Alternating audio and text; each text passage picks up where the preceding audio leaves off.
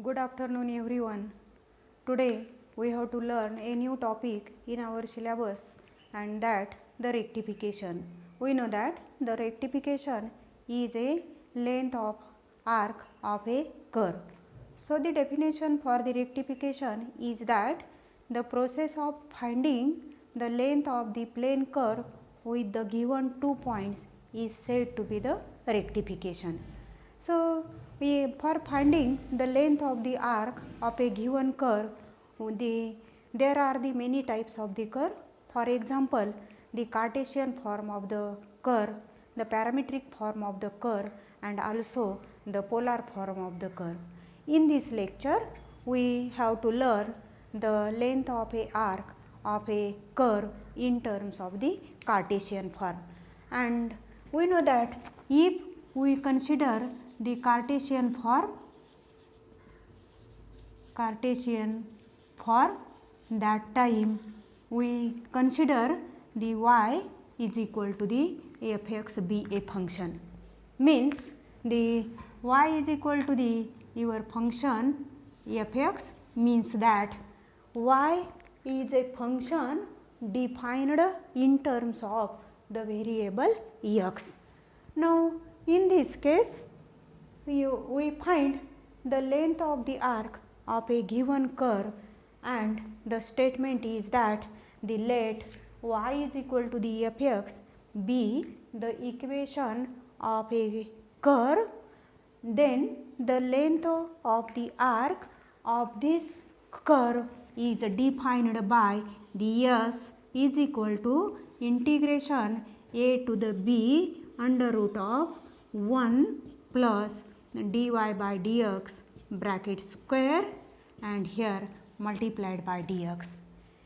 In the case of the Cartesian form, there are the two types of the equations or the two types of the forms, that y is equal to the fx or x is equal to the fy. Here y is equal to the fx.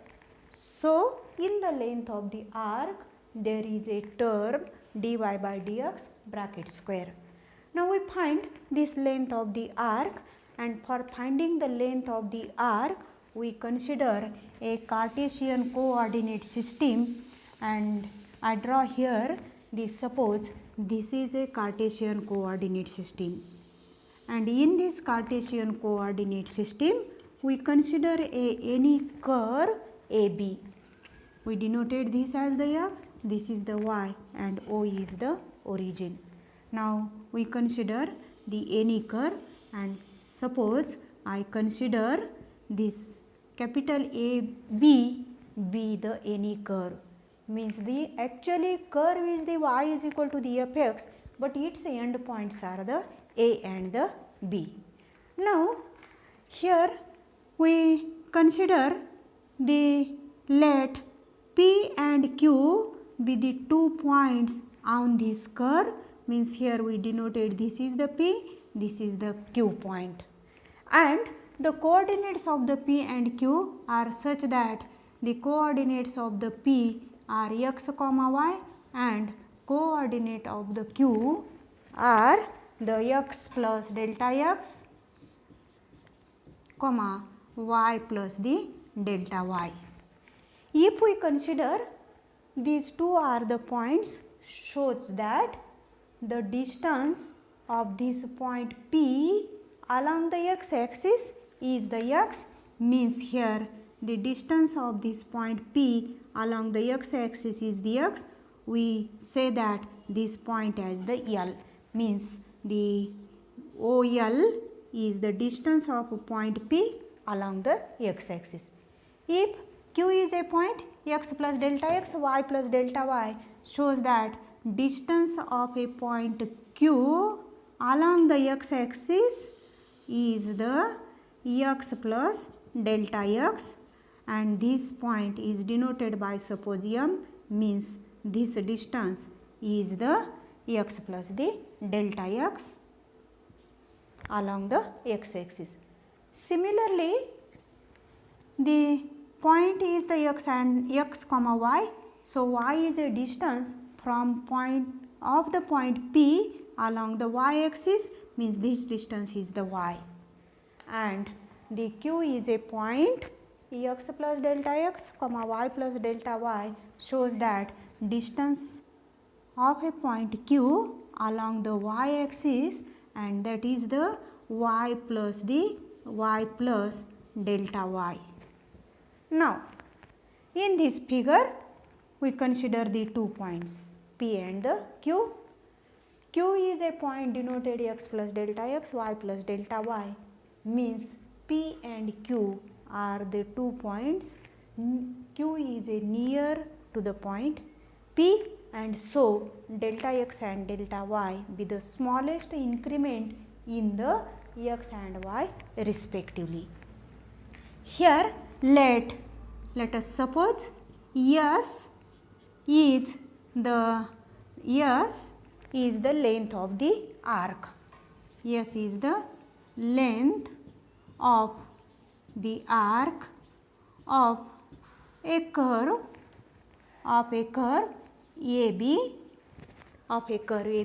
means this curve AB measured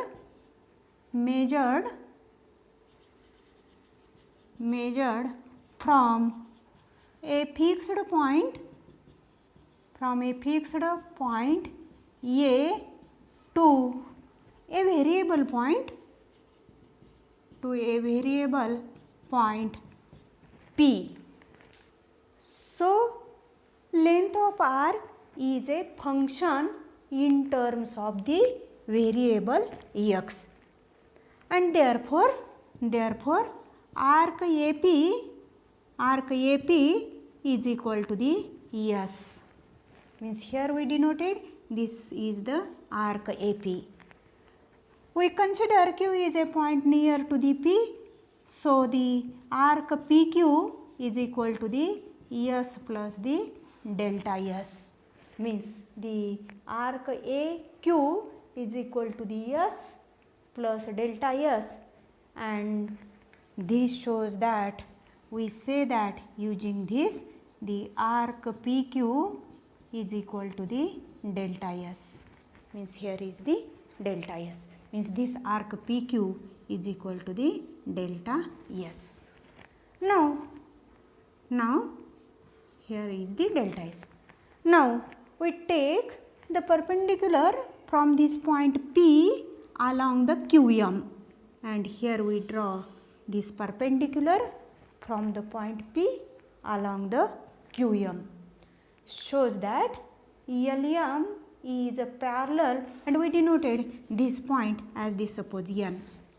So LM is a parallel to the PN, and if LM is the delta x, so Pn is also the delta x. This is the delta x. Similarly, the Qn is equal to the y plus delta y, but PL parallel to the Mn, shows that the Mn is equal to the y and Qm is equal to the y plus delta y. Therefore, this distance is the delta y. Now we join this PQ, and if we join PQ, so PQ is a chord. Join PQ is the chord, and here this is your arc, and arc is denoted by the delta S in the interval PQ. So in this figure, the figure shows that the PN and this Q, PNQ is a right angle triangle, and using the Pythagoras theorem, means the in triangle PNQ, angle N is equal to the 90 degree, so that the right angle triangle, and therefore from Pythagoras theorem we write this as the PQ square hypotenuse square is equal to the PN square Pn square and plus the Nq square, means the base square plus the height square. Now put the values for the PQ, Pn and the Nq using the figure, and figure shows that the Pn is equal to the delta x. So here is the delta x, its square, so square. Nq is the delta y, so here the delta y bracket square. For this PQ, actually PQ is the chord, and we write here the length of the arc PQ, means arc PQ is equal to the delta s. But if we take the limiting position, and in the trigonometry we write the limit as q tends to the p, the chord PQ divided by the arc PQ is equal to the 1. This is your standard value in the trigonometry as q tends to the p. Now if q tends to the p, chord PQ and chord PQ and the arc PQ ratio is the unity, shows that chord is equivalent to the arc, and here is the PQ, means the arc PQ, actually chord PQ, but chord is equal to the arc, and so we put here the value of PQ is the delta s, and so we write here the delta s square. Then we divide both the sides by the delta x, and we get the delta s by the delta x, and we divide both the sides by the delta x bracket square. We get delta s square by the delta x square, means the delta s by delta x bracket square is equal to the delta x square by the delta x square 1, and plus this is the delta y by the delta x and its square. Means if we divide both the sides by the delta x bracket square, we get this equation. Now we take the limit as q tends to the p on both sides, and if we take the limit as q tends to the p on both sides, we get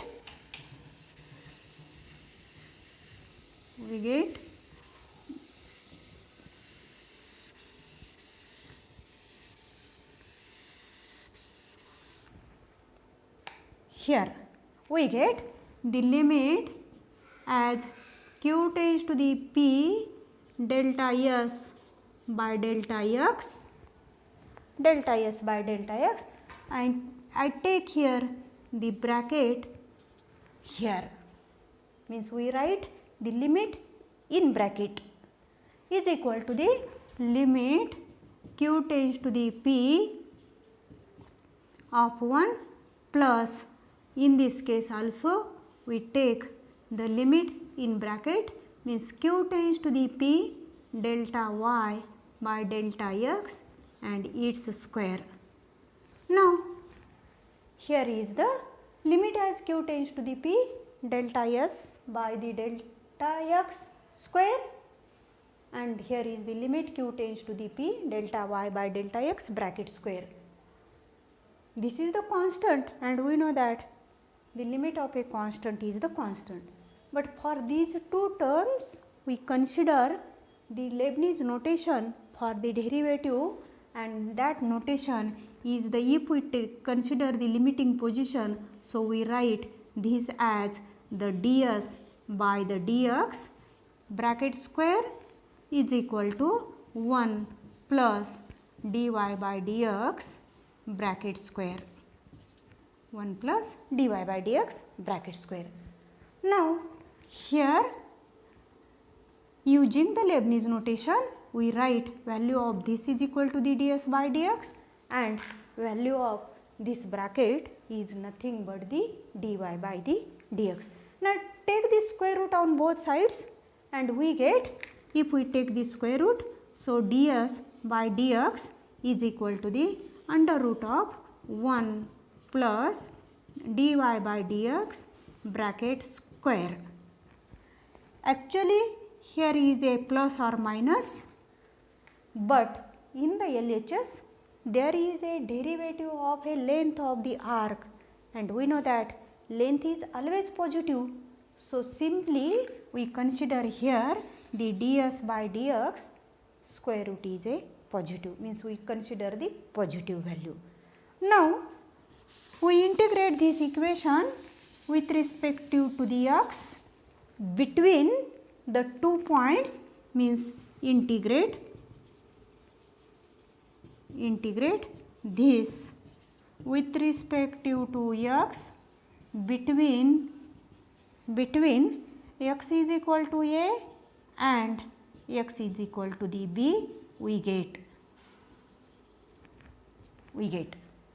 Now here integration varying from a to the b ds by dx with respect to the x is equal to integration varying from a to the b under root of 1 plus dy by dx bracket square, and here is the with respect to the x.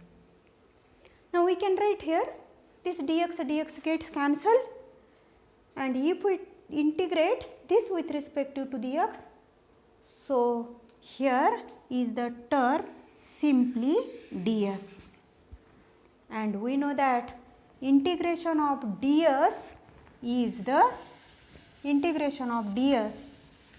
s using your standard value for the integration, and we write here the s but varying from the a to the b is equal to the RHS is the same, and that RHS is the integration a to the b under root of 1 plus dy by dx bracket square and multiplied by the dx. Now here we put the upper and the lower values on the LHS, and we know that we consider first s be the length of the arc of a given curve AB. So we put the upper lower limits. So length of arc of y is equal to the fx at x is equal to b minus length of arc of the your curve y is equal to fx at x is equal to the a, and your RHS is the same, means the integration a to the b under root of 1 plus dy by dx bracket square, and we take here integration with respect to the x, and here a and b are also the values of the x. Now we put here the values for the length of the arc of a curve at x is equal to the b, means this whole curve, and firstly we consider s be the length of the arc of a given curve. So this is equal to the s minus the length of the arc of a curve y is equal to the fx at x is equal to the a, means at the point capital A, because if we consider a and b are the two end points, so distance of this point A along the x axis is the a, and distance of the point B along the x axis is the b, but length is the s. Now here at x is equal to the a means the starting point, and starting point the arc length, because this is a fixed point, so arc is the 0, and so this minus is the 0, and so there is only the s. S is equal to integration a to the b under root of 1 plus dy by dx bracket square multiplied by the dx. Now we find here this is the length of the arc of a curve in the Cartesian form, because we find this length of the curve that time we consider y is equal to the fx be a curve, and this a and b are the values of this variable x. Means in this lecture we find the formula for the length of the arc of a given curve in a Cartesian form. Sometimes we have to given that the equation in terms of the x is equal to the in terms of x is equal to the fy. Means here we consider y is equal to the fx be the function. That time your length of the arc is the integration a to the b under root of 1 plus dy by dx bracket square and with respect to the x, and in this case here the y is equal to the fx be the curve. Now if we have to given that x is equal to the fy be the curve, means we take only the derivative of x with respect to the y, and for this curve we write the length of the arc is denoted by suppose s. Here also integration varies from the point c to the d under root of 1 plus dx by dy bracket square and multiplied by the dy. Here we take the integration with respect to the y, so the upper and lower limits are the values of the y. Means here we find the length of the arc of the x is equal to the fy, and in this case y is equal to the c and y is equal to the d be the 2 points. We call these 2 points are also the ordinates. Means this is the length of the arc of a given curve in terms of the function x is defined in y. Now in this lecture we learn the how to find the formula for the length of a curve in terms of the Cartesian form, and we write the two forms of the length of the curve in terms of the Cartesian. We have to given that y is function in terms of the x and y is a function, x is a function in terms of the y. Now I hope this lecture is useful for you, and in the next lecture we learn the length of the arc in the parametric form as well as in the polar form. Thank you.